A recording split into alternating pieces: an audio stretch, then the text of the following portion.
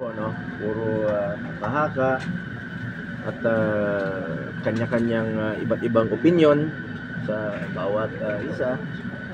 But ako po'y naniniwala at nagtitiwala sa binitawan salita ng ating kasulukuyang presidente na si President Bongbong Marcos that the Philippine government will not cooperate sa ICC.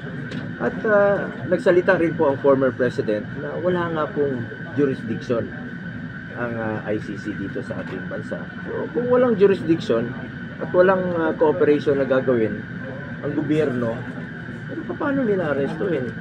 And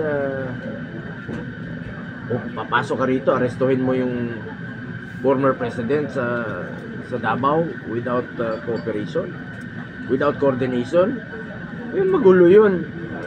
Papa-aresto ba naman yun si former president?